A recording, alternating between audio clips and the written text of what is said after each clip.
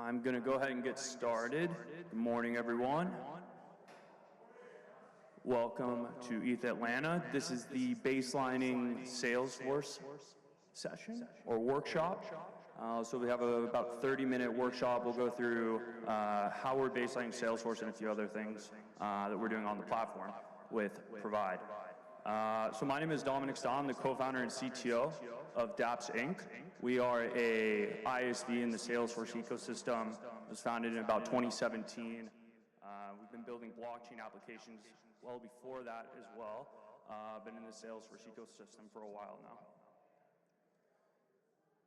And one of the things I want to talk about first before I go into the actual platform is kind of what Salesforce's opportunity is, and specifically around baseline and blockchain. So if you think about Salesforce as an ecosystem and a company that's growing 25% year over year, over 20 billion in ARR, so it's one of the largest software ecosystems in the world. They'll have, estimate by reports 60 billion in ARR by 2030.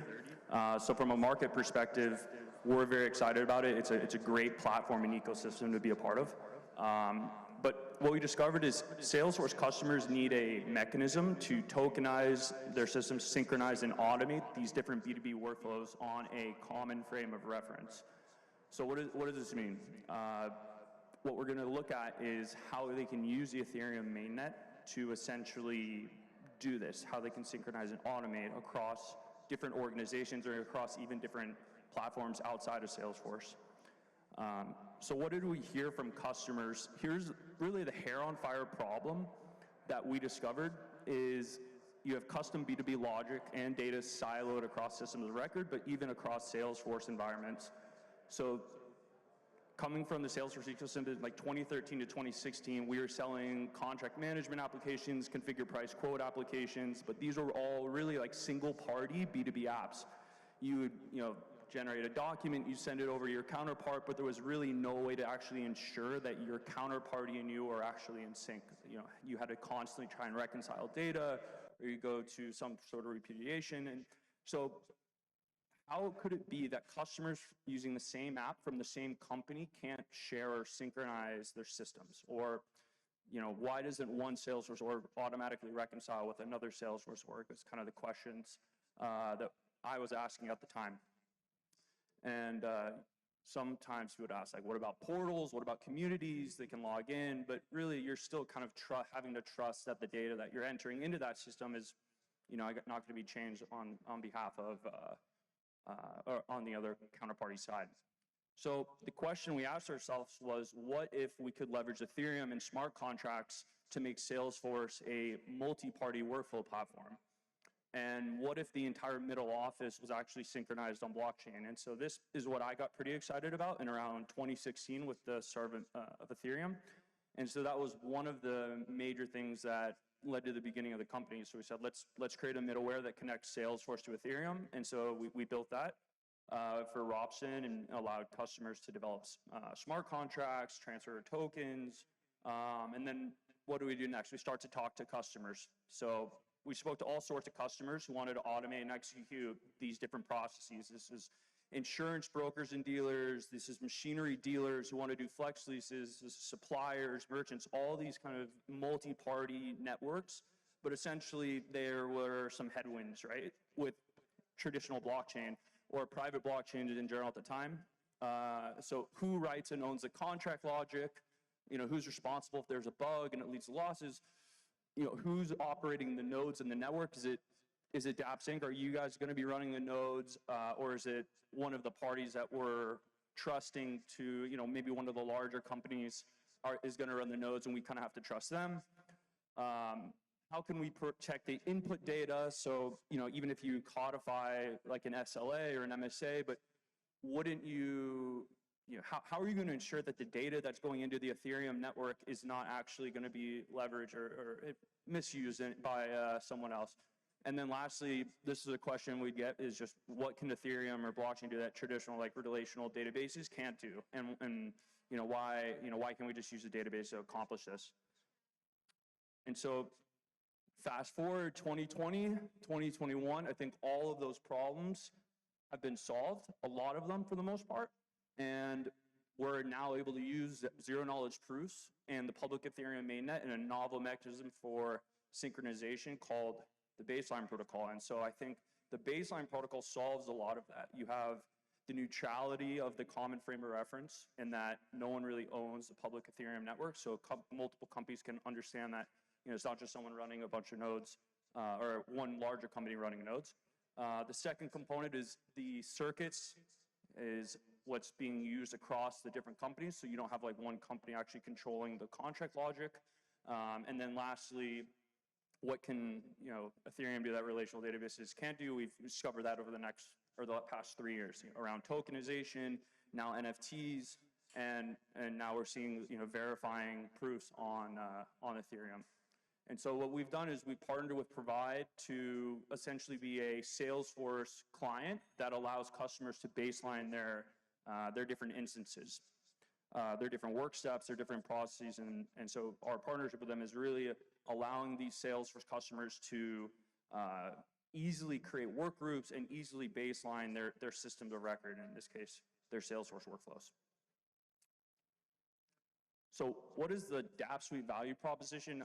I think one of the major things that's the benefit of the Salesforce platform is the declarative nature of the platform. So it allows you to quickly build different apps without having to go deep into a lot of code. So you can kind of declaratively say, I want to build this process and I have this custom logic that if this field's updated, I want this to happen. And so Salesforce does that very, very well for administrators and developers.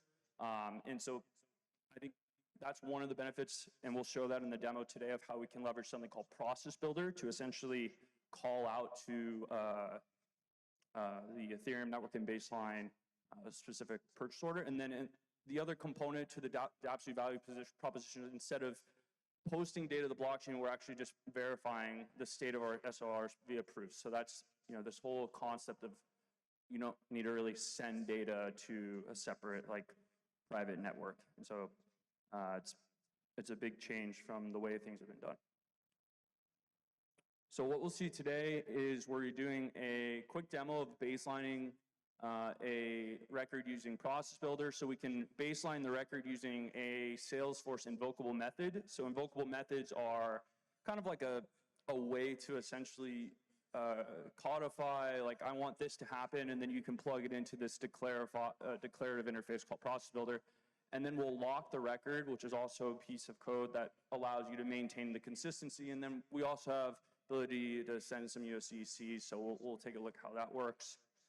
And this is our vision for the company and for the product. We believe that 5 years from now, Ethereum will be the global substrate of the economy, and that DApp Suite can be Salesforce's bridge to this Web3 and really capitalize on all the innovation that's happening in the crypto ecosystem and really bring it to Salesforce's customers. And so Baseline, I think, is one of the really good examples of that, where we were able to pretty quickly get involved with the community and partner with companies like Provide that are really driving a lot of the innovation. And so we can bring that innovation to Salesforce customers, and DApp Suite can really be that client for Salesforce customers that want to leverage things like the Baseline protocol.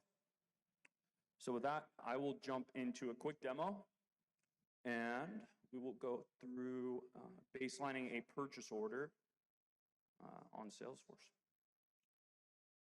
So what I'll do here, give me 1 second, just switching screens real quick. All right, so give it 1 second here. So we can see here, I have a purchase order record. This one's already been completed, but what we'll do is we're gonna create a net new purchase order. But first, what I wanna point out is you can see here, there's this checkbox that says baseline record. So this record essentially has, this checkbox. It can also be, kind of automated. It doesn't have to be driven by a checkbox, but really what we want to happen is when this purchase order gets created in Salesforce, it calls out to the Provide stack and allows us to baseline the record. But before we do that, I want to quickly show our process builder and see how we kind of set everything up. So the first thing we'll see is this checkbox. So this is the DAPPS purchase order baseline record checkbox. So if that's equal to true, then we want to go ahead and baseline the specific record. So you can see here we have these immediate actions.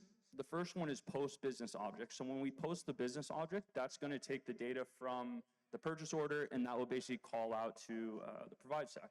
The second part we have is the lock purchase order. So this happens on Salesforce, and essentially what that's doing is maintains that consistency. So instead of sending a proof and to baseline it, and then someone goes in and changes the records, this ensures that only an administrator, someone would have access, could actually go in and change it. So it'll lock to maintain the consistency. And then we have another step here, which is basically purchase order is completed. And once it's completed, we can also automate, a payment of USDC. This can be powered by a number of different mechanisms, but just to kind of give you an example of some of the things you can do with Process Builder. This could be done via Robson, Diomatic, via Provide Payments, via really any network. We have a number of connections with Web3, so it's really whatever you like to use. So you'll see here, we'll show one more thing, and then we'll look into the actual purchase order record. If we go into our actions, there's a number of actions here. So when we go to Apex and we find one of these, so you'll see these are all the different types of classes that we built. So you can lock a contract record, lock an order record, launch purchase order, post business object, post proposals. If you have like very structured data you want to send, you could also post data to Slack, or you could send USDC as well. So these are all the different kind of actions that we have that you can build as part of the declarative process builder.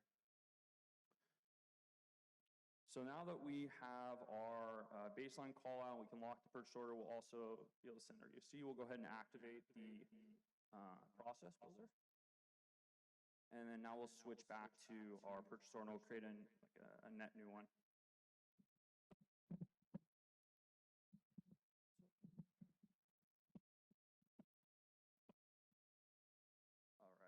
So I'm going to go ahead and create a purchase order. We'll make sure that the baseline record is checked, and then we'll see kind of a few things happen. Here, it's our nice little postman.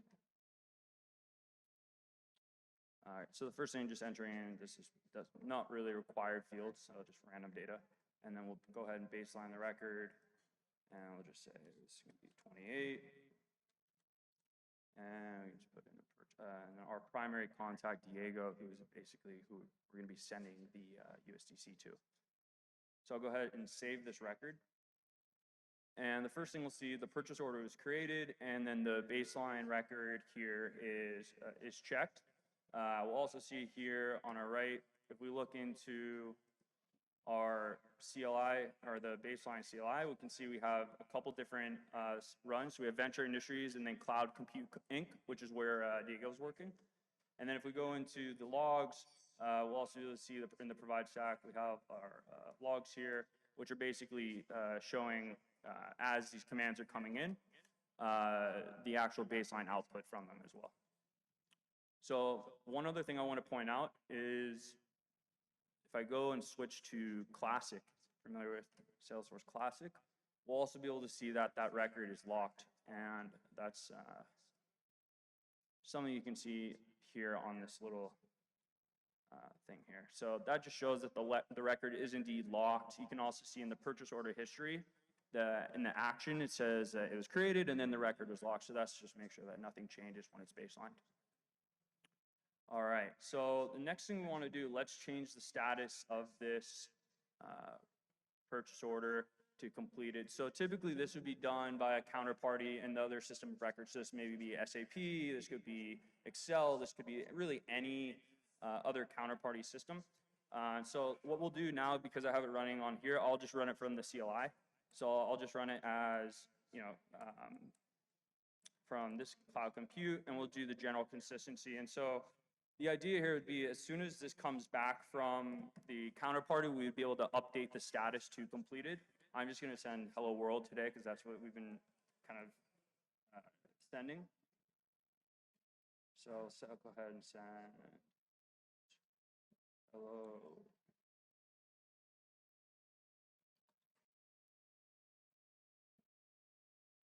All right, so we're going to send hello world. you can imagine this would be like status or any really the JSON from the counterparty system, and this is what would actually be sent back to Salesforce via the Provide stack. And so our proxy or our connection with the proxy would allow this data to come from SAP or whoever else has implemented the baseline Provide proxy. And once we get that data back, that's what would essentially update this field. So if we go ahead, we'll take a look at two things here. The first thing is our current balance that we have. And then we'll also look at, in addition to the balance, we'll look at our, let me go in here really quick, into sending this payment. So if I go to complete, based on our process builder, it should now send the USDC payment to our customer. And so we'll see here in a few seconds, if we go on to Robson, we should be able to see our transaction that's just gone through via process builder. So here's our Robson network, and then we'll see here in a second that will hit. So that just gives you an idea of how we're actually able to kind of codify these different these rules around baselining, locking records, and actually sending payments as well directly from Salesforce using Ethereum. And so one other thing that we're pretty excited about is you can also baseline records directly from here. So if you wanted to baseline a specific contract record, you could also pop it up in one of these in this module, and this would basically pull in your work group and organization settings from custom metadata settings, and you could go ahead and baseline the record from here as well. So we have a couple different ways we're looking at doing it, whether like a checkbox and the process builder, or just actually clicking in and using the interface.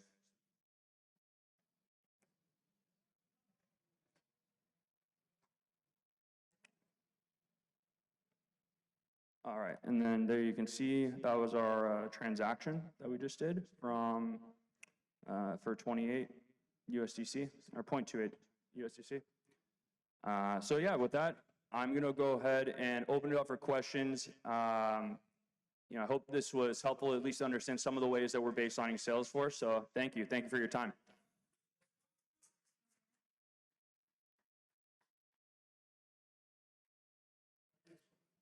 So any questions?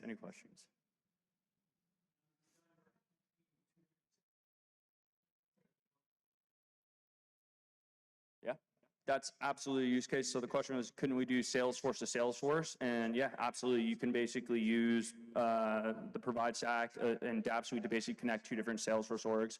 And traditionally, we used to do it where you would have like an external object and you would show, let's say like a Hyperledger node or quarter node or something like that. But the disadvantage is you had to set up that whole network and you didn't really actually keep your existing system of record, but now the baseline, you can keep your Salesforce org and you can have that same effect where they're seeing the same data and it's synchronized. So I think that's one of the major benefits is you don't have to really, set up a separate database or system of record and try and like virtualize it into your instance. You can really keep your existing system of record and connect them together. Yep.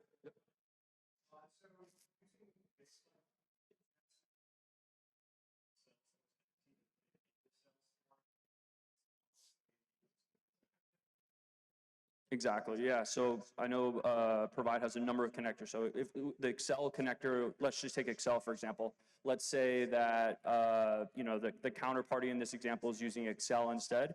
Because they talk to the same proxy, they could basically update the purchase order record in Excel, and that would hit the proxy and then be entered and synchronized in Salesforce. Exactly. So I think that's one of the key benefits is there's kind of this hub and spoke model where you can have multiple systems of record, multiple clients. It doesn't really matter. It's kind of this client, blockchain client architecture.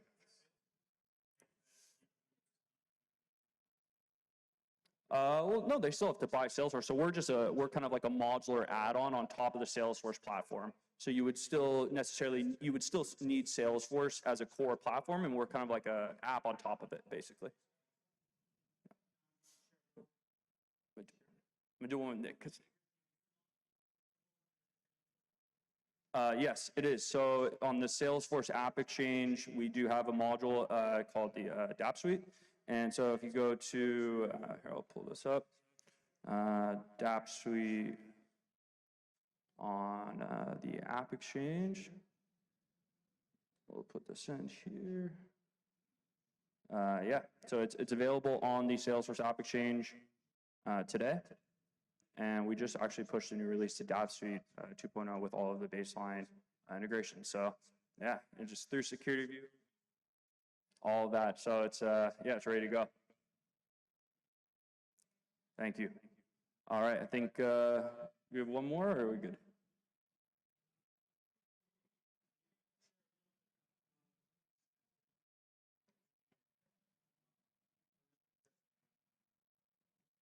Yeah, so the question is really around how is the DAPP Suite managed package different than the core Salesforce?